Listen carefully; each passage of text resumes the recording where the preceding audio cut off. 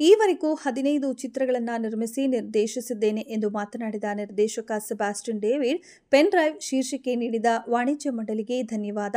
ಪ್ರಸ್ತುತ ಚಾಲ್ತಿಯಲ್ಲಿರುವ ಪೆನ್ ಡ್ರೈವ್ಗೂ ನಮ್ಮ ಚಿತ್ರದ ಶೀರ್ಷಿಕೆಗೂ ಯಾವುದೇ ಸಂಬಂಧವಿಲ್ಲ. ಈ ಚಿತ್ರದ ಕಥೆಯೇ ಬೇರೆ. ನಮ್ಮ ಚಿತ್ರದಲ್ಲಿ ಪೆನ್ ಡ್ರೈವ್ ಮುಖ್ಯ ಪಾತ್ರ ವಹಿಸುತ್ತೆ. ಹಾಗಾಗಿ ಆ ಶೀರ್ಷಿಕೆ ಆಯ್ಕೆ ಮಾಡಿಕೊಳ್ಳಲಾಗಿದೆ. ಲಯನ್ ಎಸ್ ವೆಂಕಟೇಶ್ ಹಾಗೂ ಲಯನ್ ಆರ್ ವೆಂಕಟೇಶ್ ಅವರ ಸಹಕಾರದಿಂದ ಚಿತ್ರವನ್ನು ಬೇಗ ತೆರೆಗೆ ತರುವ ಪ್ರಯತ್ನ ಮಾಡುತ್ತೇವೆ. ಸದ್ಯದಲ್ಲೇ ಚಿತ್ರೀಕರಣ ಪ್ರಾರಂಭವಾಗಲಿದೆ. ಹೆಚ್ಚಿನ ಚಿತ್ರೀಕರಣ ಬೆಂಗಳೂರಿನಲ್ಲೇ ನಡೆಯಲಿದೆ.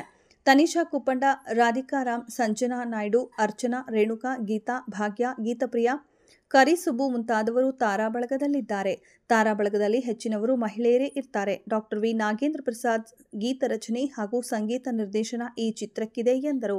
ನಿರ್ದೇಶಕರು ಹೇಳಿದ ಕತೆ ಇಷ್ಟವಾಯಿತು. ಹಾಗಾಗಿ ಈ ಚಿತ್ರ ನಿರ್ಮಾಣಕ್ಕೆ ಮುಂದಾದೆವು.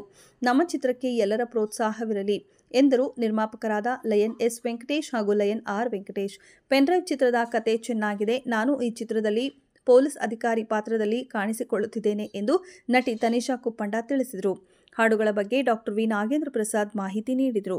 ಚಿತ್ರದಲ್ಲಿ ನಟಿಸುತ್ತಿರುವ ರಾಧಿಕಾ ರಾಮ್, ಸಂಜನಾ ನಾಯ್ಡು, ಕರಿಸುಬ್ಬು ಮುಂತಾದವರು ತಮ್ಮ ಪಾತ್ರದ ಕುರಿತು ಮಾತನಾಡಿದರು. ಸಂಭಾಷಣೆ ಬರೆದು ಸಂಕಲನ ಮಾಡುತ್ತಿರುವ ನಾಗೇಶ್ ಪತ್ರಿಕಾಗೋಷ್ಠಿಯಲ್ಲಿ ಉಪಸ್ಥಿತರಿದ್ದರು.